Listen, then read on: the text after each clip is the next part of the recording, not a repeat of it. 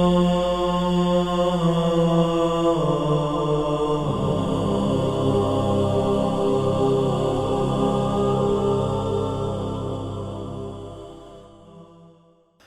باللہ من الشیطان الرجیم بسم اللہ الرحمن الرحیم الحمد للہ رب العالمین وصلی اللہ علی محمد و اہل بیتہ الطیبین الطاہرین لا سیما بقیت اللہ فی الارضین روحی و ارواح العالمین للتراب مقدمہ الفدا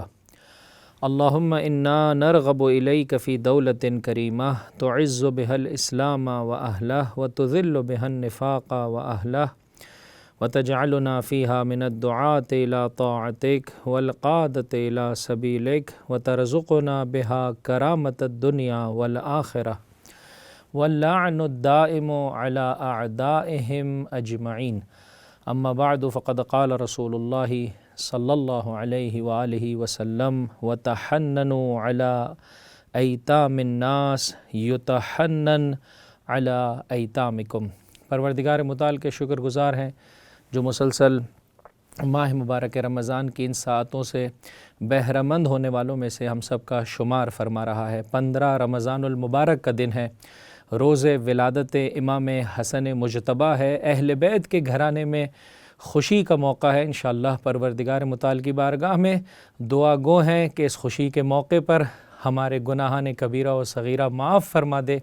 اور ہمیں اس طرح سے زندگی بسر کرنے کی توفیق عطا فرمائے جس طرح سے محمد و آل محمد علیہم الصلاۃ والسلام اور خصوصیت سے کریم اہل بیت امام حسن مجتبیٰ علیہ الصلاۃ والسلام کا تقاضا ہے۔ عرض کیا آپ کی خدمت میں اس مہمان نوازی میں جو پروردگار متعال کی جانب سے ہے، انسان کی انفرادی زندگی، انسان کی گھریلو زندگی اور انسان کی سماجی زندگی بہتر ہوتی چلی جاتی ہے اور معاشرہ خداوند متعال اور اس کی حجت کی جانب گامزن ہوتا چلا جاتا ہے اور آہستہ آہستہ ظہور کے اسباب کی فراہمی یقینی ہوتی چلی جائے گی۔ توجہ چاہتا ہوں عزیزو،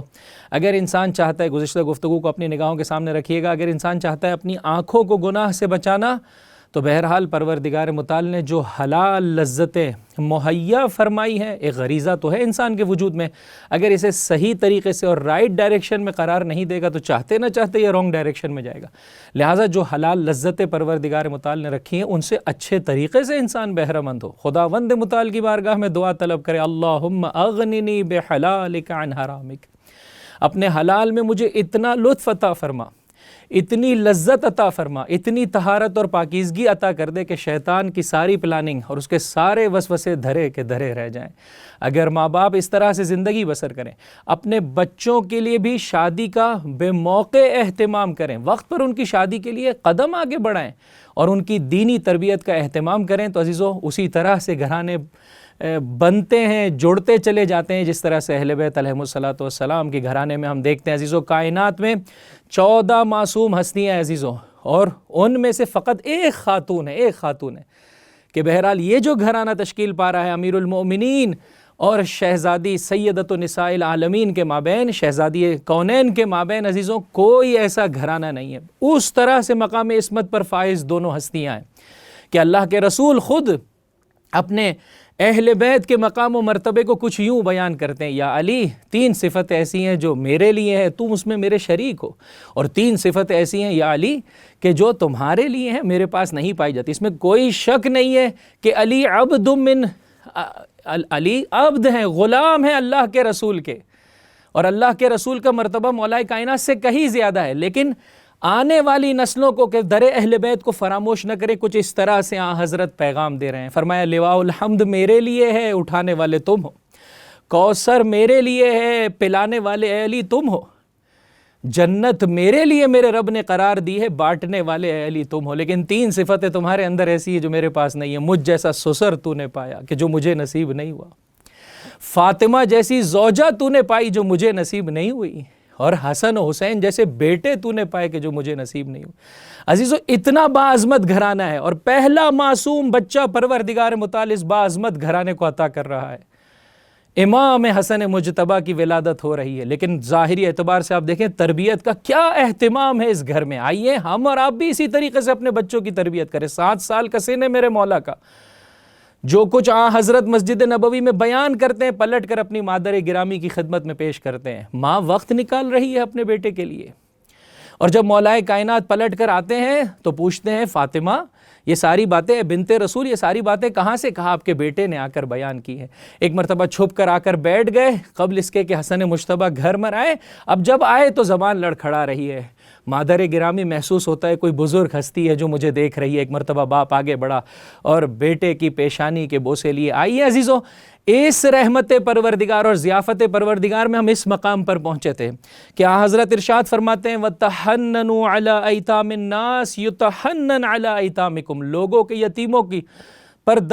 کے یتیموں کی نسبت سے دست شفقت پھیرو، یتیم نوازی کرو، تمہارے یتیموں کے ساتھ اچھا سلوک کیا جائے گا۔ کچھ چیزیں ایسی ہیں عزیزوں کہ اس کا واقعی اجر و پاداش جو آخرت میں رکھا ہے اپنے مقام پر،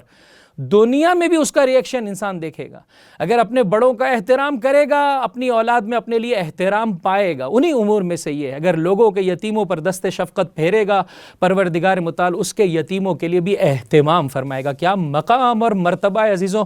اگر یتیم پروری بیٹا کرے باپ پر سے عذاب ہٹ جاتا ہے۔ جناب عیسیٰ ایک مقام سے علی نبینا وآلہ وعلیہ الصلاۃ والسلام ایک مقام سے گزر رہے، ایسے میں دیکھا کہ ایک قبر کے پاس سے گزرتے ہوئے فرمایا اس پر عذاب نازل ہو رہا ہے۔ جب کچھ عرصے کے بعد گزرے فرمایا اب اس پر عذاب جو ہے وہ نازل نہیں ہو رہا ہے۔ ایک مرتبہ جب پروردگار متعال سے سوال کیا کہ کیوں کر اب اس پر سے عذاب ہٹ گیا ہے، فرمایا اللہ نے جو اسے بیٹا عطا کیا تھا اس بیٹے نے ایک راستہ بنایا لوگوں کے لیے اور یتیم پروری کی، کہ جس کے سبب سے پروردگار متعال نے باپ پر سے عذاب ہٹا دیا۔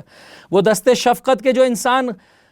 کسی یتیم کے سر پر پھیرتا ہے، ایک ایک بال جو اس کے ہاتھوں کے زیر سایہ آتا ہے، پروردگار متعال کی بارگاہ سے اسے نیکی اور پاداش عطا کرتا ہے، انسان کو بہشت کا حقدار بنا دیتا ہے۔ یاد کیجئے گا عزیزو، اسی خطبہ شعبانیہ میں آگے جا کے حضرت ارشاد فرماتے ہیں جو شخص اس مہینے میں یتیم کا اکرام کرے گا جب کل کو پروردگار متعال کی ملاقات کا شرف پائے گا، خداوند متعال کی جانب سے اکرام پائے گا۔ اور کیا اکرام فرمائے گا، کیا اکرام پائے گا؟ فرمایا اگر یتیم جب گریہ کرتا ہے عرش الہی لرزنے لگتا ہے۔ جو کوئی آگے بڑھ کر یتیم کے گریے کو ختم کرتا ہے، اس کے آنسو صاف کرتا ہے، پروردگار متعال اسے بہشتی قرار دے دیتا ہے، بہشت میں گھر اس کے لیے قرار دیتا ہے جو یتیم پروری کرتا ہے، یتیم نوازی کرتا ہے۔ اور یہ مقام و مرتبہ سنیے گا عزیزو، توجہ کے ساتھ سنیے گا۔ حضرت فرماتے ہیں جو شخص بھی کسی یتیم کی کفالت کرے اور اس کا خرچہ اٹھائے، کنت انا وہو فی الجنت کا ہاتین، اشارہ کیا اپنی انگشت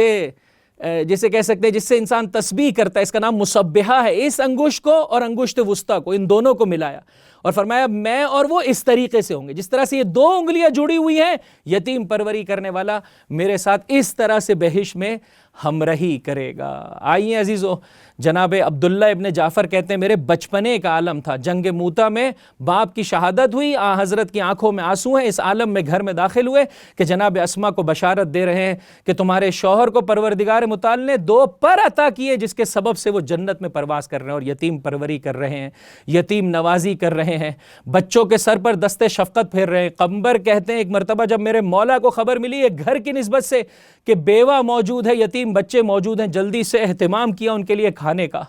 گھر میں داخل ہوئے، روتے ہوئے بچے تھے، بلبلاتے ہوئے بچے تھے، بھوکے بچے تھے، گھر میں داخل ہوئے، کھانے کا اہتمام کیا، اجازت لی، پہلے کھانے کا اہتمام کیا، یہاں تک کہ میرا مولا ان کے لیے سواری بنا،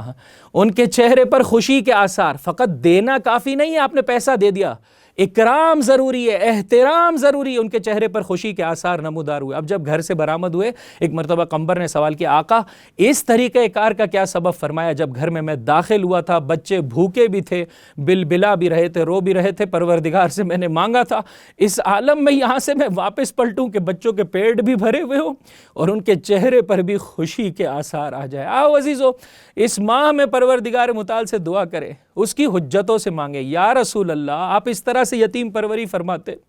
یا امیر المؤمنین آپ نے اس طرح سے یتیموں کے دست پر، یتیموں کے سر پر دست شفقت پھیرا ہے، ہم بھی اس غیبت کے زمانے میں یتیم ہیں۔ آپ نے خود فرمایا اس غیبت کے زمانے میں جو مراجع کرام ہیں، جو با بصیرت حب دنیا کے مرض سے خالی مراجع کرام فقیہ ہیں، ان کا مقام و مرتبہ کیا ہے؟ کل کو قیامت میں ان کے لیے کہا جائے گا ایھا الکافل لایتام اہل محمد، اے میرے آقا یا رسول اللہ، یا امیر المومنین، آپ کو آپ کے حسن مجتبیٰ کا واسطہ، ان کی ولادت کا دن ہے، خوشی کے ایام ہے، ہم یتیموں پر بھی دست شفقت پھیر دیں۔ آپ نے تو پھیرا ہے۔ زمانے کے امام کی دعائیں نہیں ہوتی تو ہم اس طرح سے سکون و اطمینان کے ساتھ کیسے زندگی بسر کر پاتے؟ اتنی توفیق دے دیجئے کہ یہ جو واسطہ بنا ہے ان مراجع کرام کو صحیح طرح سے سمجھ پائیں، ان کی تعلیمات کو اچھے طریقے سے سنیں، سمجھیں، اپنی زندگی میں اپنائیں، لوگوں تک پہنچائیں۔ اور جس طرح سے آپ نے ظاہری اعتبار سے بھی جو بھوکا اور پیاسا اور یتیم ہے اس کے سر پر بھی دست شفقت پھیرا، اور بہرحال جو گم کردہ راہ ہے، ہدایت یافتہ نہیں ہے، اس کے لیے بھی ہدایت کے اسباب کی فراہمی کی۔ ہمیں بھی یہ توفیق عطا فرمائے کہ اس غیبت کے زمانے میں، اس پرآشوب زمانے میں مراجع کرام کی مدد سے جو ظاہری اعتبار سے یتیم ہے اس کی پرورش کرنے کا بھی، یتیم نوازی کا مقام و مرتبہ بھی حاصل کر سکے، اور وہ جو گم کردہ راہ ہے اس تک بھی ہدایت کا پیغام پہنچا سکے، تاکہ یہ روزہ مجھے اور آپ کو اس قابل بنا سکے کہ زمانے کا امام میرے اور آپ پر افتخار کر سکے اور کہے ہاں یہ ہے میرا شیعہ، ہے میرے مولا، ہے میرے آقا۔ درست ظاہری اعتبار سے اپنی بدعملی اور کوتاہی کی بنا پر ہم آپ سے دور ہیں، لیکن ہم آل محمد کے چاہنے والے، اے میرے آقا، اے میرے مولا، آپ کو آج 15 رمضان المبارک آپ کے جد امام حسن مجتبیٰ کی ولادت کا واسطہ یتیم پروری فرما دیجئے، یتیم نوازی فرما دیجئے، کچھ اس طرح سے خدا کی بارگاہ میں ہمارے لیے دعا کر دیجئے، شفاعت فرما دیجئے کہ آج کے بعد گناہ ہماری آنکھوں سے، ہمارے کانوں سے، ہماری زبانوں سے سرزد نہ ہونے پائے، اور ہم آپ کے پروردگار، آپ کے دین کے مددگاروں میں سے کچھ اس طرح سے بنے کہ جو بھی گم کر دے رہا ہے اس کو راہ راست پر لانے میں آپ کی مدد کر سکے، اور آہستہ آہستہ آپ کے ظہور کے اسباب کی فراہمی ہو سکے۔ وآخر دعوانا ان الحمد للہ رب العالمین، وصلی اللہ علی محمد وأہل بیتہ الطیبین الطاہرین۔